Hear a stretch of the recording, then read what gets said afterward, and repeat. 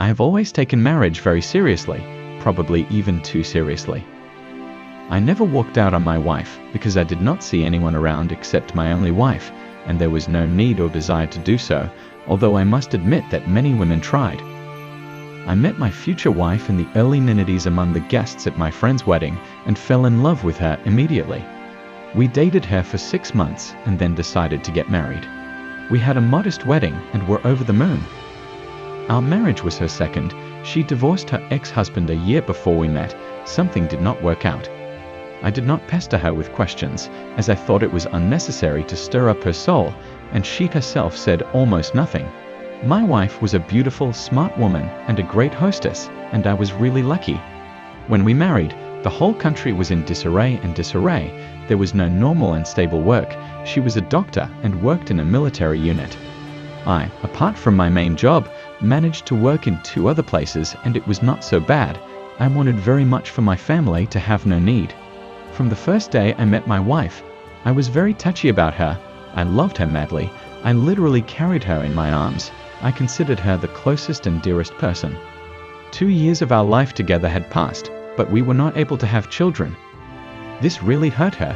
She was very upset, prophesied to me that I would leave her because of her infertility. She was diagnosed with a fallopian tube obstruction. It was a terrible blow for her, but I did not despair. I stood by her, supported her, calmed her down, told her that she was my destiny and that I loved her more than life itself. I reassured her that I could do everything necessary to make her successful in life as a mother, because medicine can now do a lot. She believed me, smiled at me, and for the sake of her smile, I was ready to give myself, only to make her happy. At that time I worked a lot, I had a goal, and I persistently went to her, constantly needed funds for various examinations by various doctors, consultations at institutes, purchase of medicines. We went and did several operations in different clinics, all sorts of witch doctors and all that. Each time I believed that this time everything would happen and my wife would finally get pregnant and then we would heal for real. But in spite of all our efforts, nothing worked. It took almost 5 years. My wife lost all hope and put up with it, but I was always optimistic and did not give up. I continued to believe in a miracle. My energy gave my wife strength. She always told me that it was easy for her to be with me, that she could look forward to tomorrow with courage and confidence. I believed her because I thought she was the person for whom I was born, and I had to live my life for her. She was my strong backbone and my unbreakable bastion. If she is there, I will overcome everything and be able to do anything. One day my wife and I read an article about the Human Reproduction Institute and the possibility of artificial insemination. The idea gave us new hope, new impetus and strength to strive for our goal. I was ready to turn the earth upside down and was more confident than ever that this time we would succeed. The surgery itself and the rehabilitation period were very expensive by my standards at the time, so I started looking for a way to earn the required amount. A small town, we have no special choice, but I somehow came across an ad in one magazine. The Reserve Soldiers, we invite you to serve under contract, decent wages and all that. In general, tools were recruited for certain types of work in certain places and were paid good money for the work. I had a chance to serve in the Marines for real, and God did not spare my health. Of course, I was not delirious about any particular patriotic ideas, so I did not burn for someone's political interests. I just needed money, resources to achieve my goal with my wife. In general, I thought about it and decided to take a risk. My wife cried and did not want to let me go. She was afraid and said that if something happens to me, then she will not need the money. I explained to her that, unfortunately, we were not born into millionaire families, and no one will ever give us anything in this life for nothing, unless you come and take it yourself. I calmed her down, told her that everything would be all right, because we need this money not for trinkets, but for a good cause. In general, I traveled to distant places, was not home for a long time, but came back with what was needed. I was lucky, and I did not lay my head, and did not take sins on my soul. And then my wife and I went to the institute, had an operation, and a miracle happened. The miracle, which we had been going for so long. My wife got pregnant. I rejoiced and dusted her. Soon my daughter was born. We were happy like crazy. I just flew on wings, worked and did almost everything around the house, helped my wife with the baby. It was all in my joy, and I did not notice any worries. My wife told me that I was a perpetual motion machine, and I really wanted to surround her and my daughter with all kinds of care. There was so much energy. Soon I got a good and stable job and started earning good money. I dressed my wife very nicely, bought her a car, moved to a big apartment, went to the seas and oceans every year. We spent all our free time together. I tried to organize my free time, trips to the countryside, movies, skiing, skating rink, etc., so my girls wouldn't get bored. Thinking back to those days, it seemed to me that there was a candy truck rolling over on our street, and we deserved it. So 14 years of our life together, and how happy I thought it would be passed. My daughter was slowly growing up. Family always came first for me. Everything was just for my loved ones. I never felt that my life was ordinary and monotonous. There was never a scandal in the family. I respected my wife, avoided even a reason for her discontent, and if something she did not like, the little things, went first to a compromise. I always tried to pay attention to her as a woman. I cannot remember a day when I did not tell her how much I loved her and how much I valued her. When we lived poorly, I always found an opportunity to make her pleasant surprises, flowers, gifts, and various girlish trinkets. She always liked it. In bed with my wife, everything was also normal. I was not conservative, and it seemed to me that we were absolutely open and trusted each other. I tried to be sensitive to all my wife's interests, and, in my opinion, everything was harmonious, and she herself always said that everything suits her, and I fully satisfy her needs. As for jealousy, I can say that I was never jealous of her. She did not give me any reason, although she worked as a doctor in a practically male team, a military unit. Due to my work, I periodically went on short business trips for a week or two, and I always looked forward to coming back home to my beloved. She always greeted me with joy and warmth. And then everything was like in the movies or anecdotes. One day, I went on a business trip to another expedition, and in the city where I had to change flights, I was told by colleagues that my work was cancelled and I had to return home. I flew back to my city in the afternoon, bought a large bouquet of roses and champagne, and decided to surprise my wife without telling her that I had arrived. By my count, she was still at work and my daughter was at school. I took a cab home, started to open the door with the key, but the door was locked from the inside. I thought, well, there's no surprise. I started ringing the doorbell, but nothing. I knocked and rang, began to worry, not understanding what was going on, and wanted to call the police. But finally my wife's voice from behind the door asked, "Who's there?" I said, "Honey, you're scaring me. It's me. My business trip was cancelled." Even then I thought that she was asleep, or maybe she was sick. And then she opened the door for me, and I did not recognize her. It was a completely different person. Her eyes were alien. She was looking through me like I wasn't there. I went into the hallway, and through the open door into the hall, I saw some military officers sitting in an armchair. Only then did I notice that my wife was wearing a robe over her naked body. Suddenly, I realized everything. She said to me in a calm tone, "You're bleeding." I saw that I squeezed the bouquet of roses with such force that I literally squeezed it through my fingers. For the first time in my life, my legs trembled so much that I just sat down on the floor at the door. It's hard for me to describe in words how I felt at that moment. I was short of breath. I was panting. My head was a whirlwind of thoughts. It was like a dream. I couldn't believe my eyes. It didn't seem to be happening to me, because it just couldn't happen to me. In principle, my wife is incapable of it. Then she said, "We need to talk.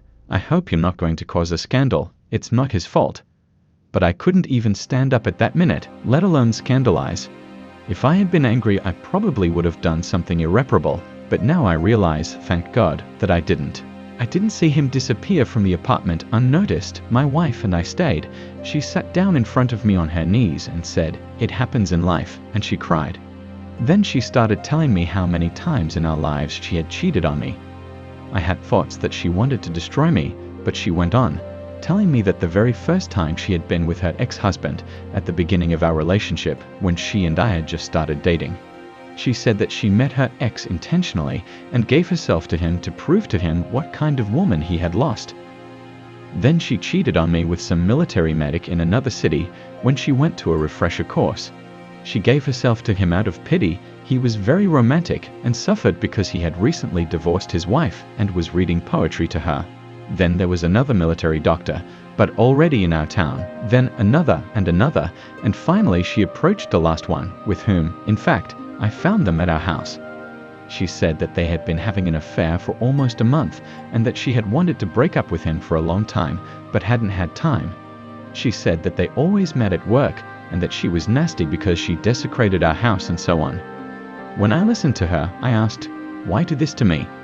She sobbed straight into a scream and said that she could not explain to me the reasons for her actions. It was an inexplicable passion and there was no excuse for it, and it was up to me to make the decision. At the same time, she swore that if I find the strength to forgive her, she will be faithful to me to the grave.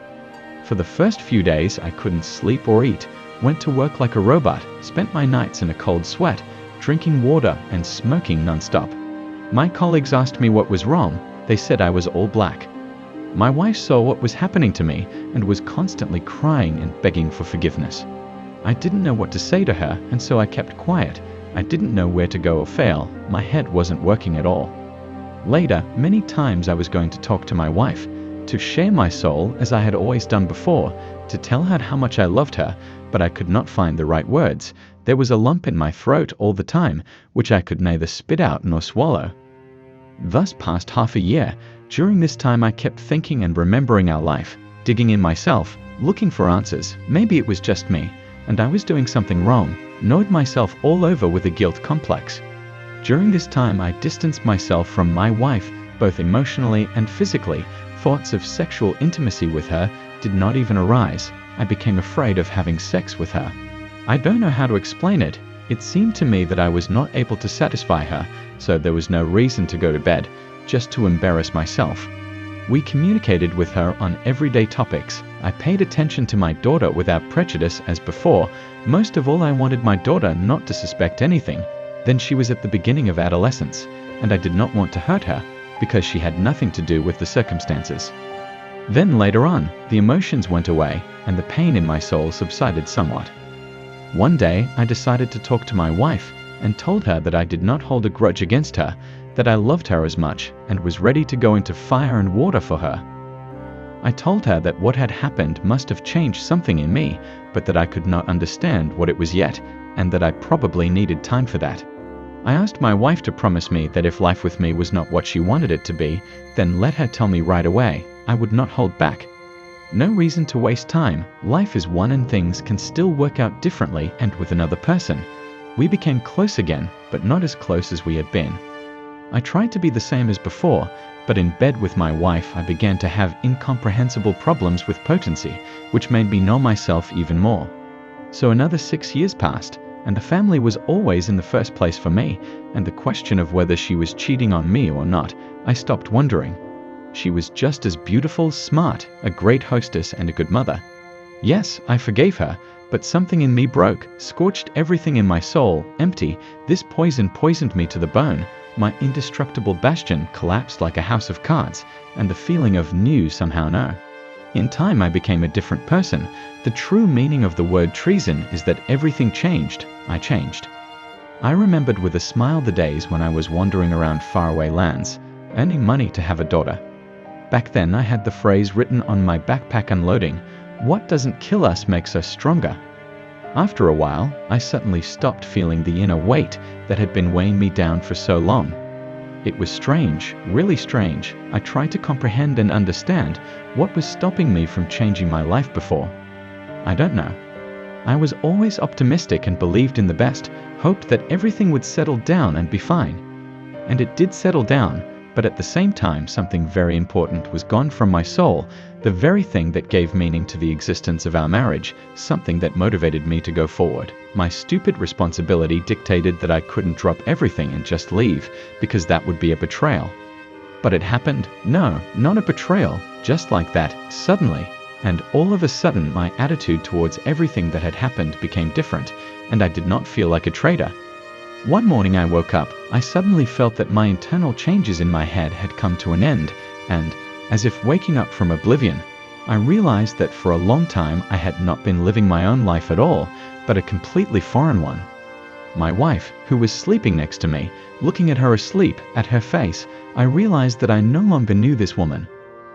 I left home that morning, turned off my phone, drove around town, stood on the roadsides in the woods. It's hard to explain, but it felt somehow easy, and I felt like a bird out of its cage. It felt like I had paid in full for all my mistakes. I thought and remembered, and became more and more aware of my freedom. In the evening, I returned home, where I informed my wife of everything. There was a long talk, but no recriminations. She cried, saying that she had been waiting for this day all this time. Strangely enough, I no longer felt pity for her. I correctly explained to her my understanding of life at that moment, and she told me hers. She asked for forgiveness over and over again, and I told her that I had forgiven her long ago, but that I was no longer the man she had married. We lived almost 23 years, all 15 years until the tipping point. I lived only for her and my daughter, and the next 8 years I don't even remember. During this time, I have never reproached her for anything. I lived through everything, but during this period a lot has changed, and first of all my understanding and attitude towards everything. I realized that further marriage with her is a waste of time. My daughter grew up and almost jumped out of the family nest. My wife came to terms with it. I think she realized that our paths had long since diverged, and we were just, by inertia, walked side by side. But to be objective, because there were good things in our life, while I was in the dark, nothing existed for me, and I was happy. We finalized the divorce. I explained everything to my daughter. She is old enough to understand everything. We continue to seek her, much more often than with my wife. Life goes on. The emptiness that echoed in my soul for so long does not ring anymore. There is no permanent woman, I am afraid, and I do not want to. Now I know for sure, what does not kill us at once, it makes us invalids.